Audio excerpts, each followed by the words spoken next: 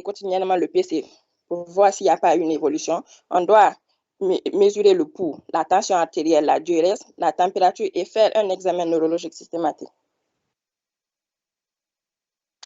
À la paraclinique, c'est de refaire la ponction lombaire, faire la NFS, la CRP.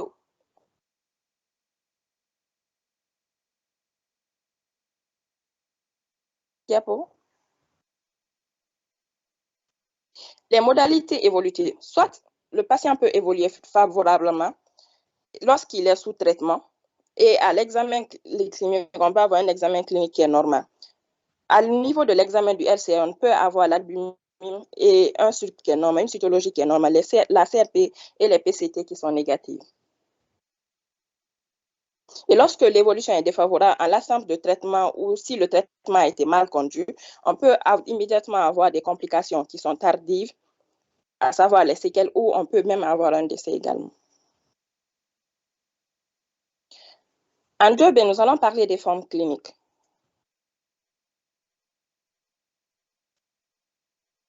On a les formes chez le nouveau-né.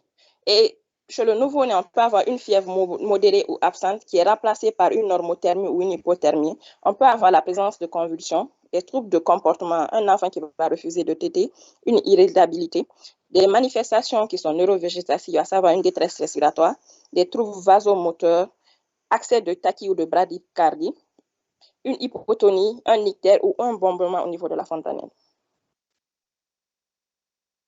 Les formes chez le nourrisson, on va avoir un syndrome infectieux qui sera fait de fièvre, tachycardie, teint pâle, une anxiété, agitation, un gênement.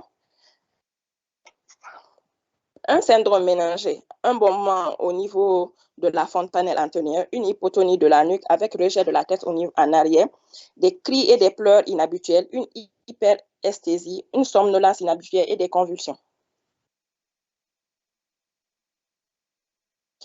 Comme complication immédiate au niveau neurologique, on peut avoir des signes d'encéphalite, un état de mal convulsif, une hydrocéphalie, des signes d'hypertension intracrânienne, un infarctus cérébreux, des œdèmes cérébrales. Et comme complication au niveau métabolique, on peut avoir un syndrome inapproprié d'ADH. Comme complications tardives, on peut avoir une paralysie, des commercialités, une infirmité motrice cérébrale, une surdité et une cécité. Après, nous allons parler du mal de Pott. Comme circonstance de découverte, le mal de Pott, comme type de description du moins, nous allons parler du mal de Pott dorso-lombaire de l'enfant, d'âge scolaire qui est immunocompétent. En circonstance de découverte, c'est une douleur qui va le patient va venir consulter pour une douleur qui est rachidienne, lombaire ou dorsale, une boiterie ou la présence de zygosité. À la clinique, on va d'abord, à l'interrogatoire, on va rechercher le statut vaccinal, on va rechercher les antécédents en personne de tuberculose, s'il n'y a pas de notion de contact tuberculeux et s'il n'y a pas de notion de consommation de lait non pasteurisé. Comme signe fonctionnel, on va rechercher la présence de lombalgie à caractère inflammatoire, des troubles de la marche. Comme signe généraux, on va rechercher une fébricule ou fièvre respiratoire ou également on recherche une altération du moins de l'état général. Au niveau des signes physiques, on va rechercher s'il n'y a pas une déformation vertébrale, une kyphose ou une scoliose, une raideur lombaire qui va limiter les mouvements, un syndrome rachidien. On va rechercher les signes de compression médulaire qui seront lentes.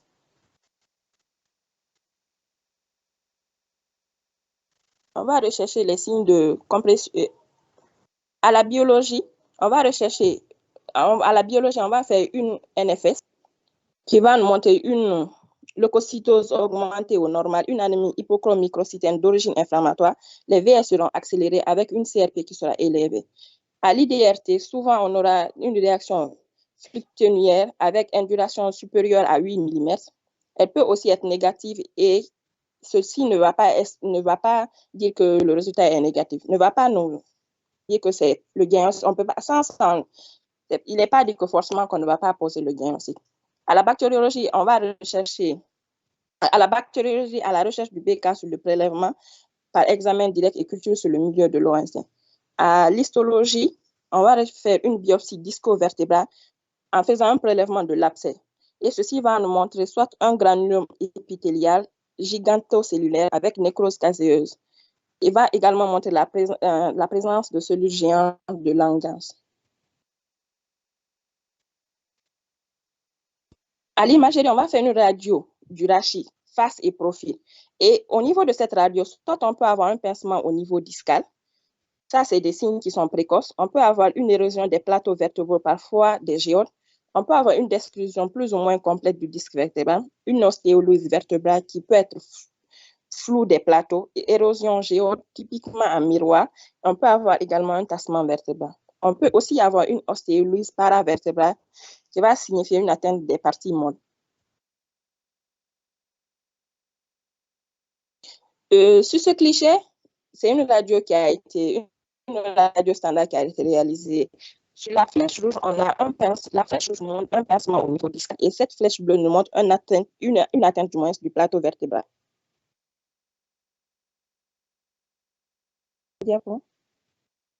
Et sur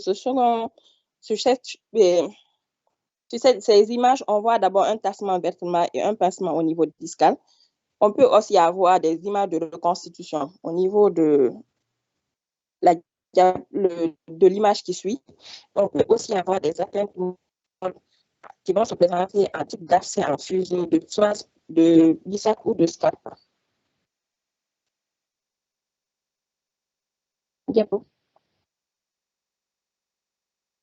Toujours dans l'imagerie, le TDM va confirmer précocement les lésions osseuses en nous montrant une hyperdensité discale qui sera très évocatrice, qui va visualiser les anomalies osseuses, les abcès, une épidurite.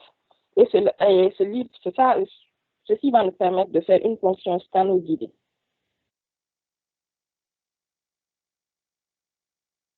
Ça, c'est l'hypmétrie.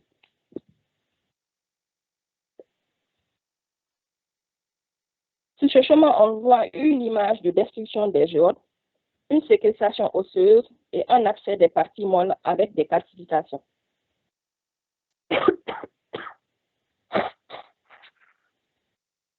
Je suis désolée. Toujours au niveau des signes paracliniques, à l'IRM, l'IRM va nous permettre de poser un diagnostic précoce. Ça va nous montrer soit une diminution de la hauteur du disque, lorsqu'il y a une disparition de la corticale des plateaux vertébraux, un hyposignal en T1 et hypersignal en T2. Parfois, ça va nous montrer un tassement vertébral, une extension de l'arc postérieur, et ceci peut mettre en évidence une éventuelle atteinte multifocale, épidurite et infectieuse.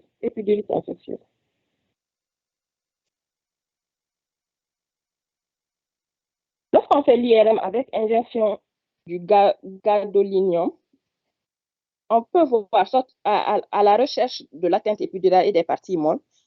Ici, on a sur le schéma qui est encerclé une atteinte de L2 et L3 et des 10 également. Au niveau du schéma 3, on voit un abcès partie molle et une collection postérieure avec effet de masse sur le fourreau dural.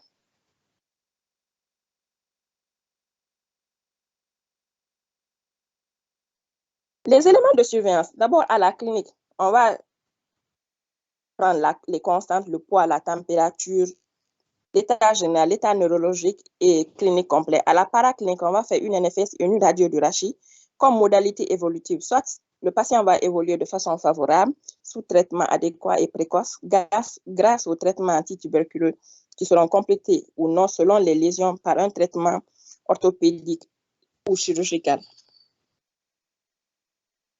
Et les complications, on peut avoir une compression neurologique par un abcès intra- ou périrachidien ou une déformation au niveau vertébral.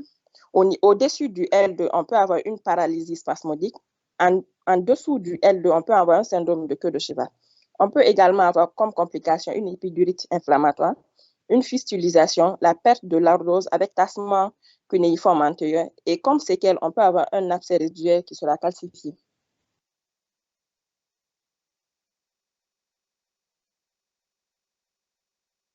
En deux, nous allons parler des formes cliniques et nous allons voir les formes selon la topographie. On peut avoir le mal de Pott qui est sous-occipital, qui est un cas très rare, mais dans ce tableau typique, on peut avoir un patient qui est quadriplégique ou une paralysie des nerfs d'origine bulbaire.